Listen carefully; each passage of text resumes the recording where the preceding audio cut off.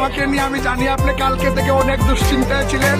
মাননীয় প্রধানমন্ত্রী, আমি অতীতে যে শক্তিশালী ছিলাম তার চেয়ে 1000 গুণ বেশি আমরা শক্তিশালী হয়েছি। আপনাকে আমরা বাংলাদেশে ফিরিয়ে নিয়ে নেওয়ার আগ পর্যন্ত এবং বাংলাদেশ আওয়ামী লীগের 4.5 কোটি নেতা কর্মীদেরকে স্বাভাবিক এবং সুস্থ জীবনযাপন যতদিন পর্যন্ত না করাতে পারি ততদিন পর্যন্ত আপনার কর্মীরা আমরা এখানে সবাই একসাথে জেলে যাওয়ার জন্য রাজি। মাননীয় প্রধানমন্ত্রী,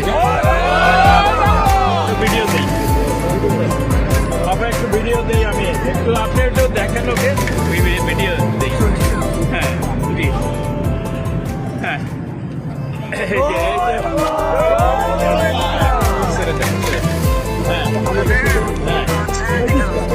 সবাই আছে এখানে, দেশের মধ্যে সবাই আছে।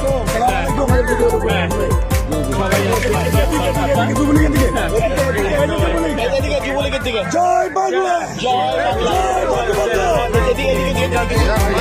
বাংলা, জয় বাংলা।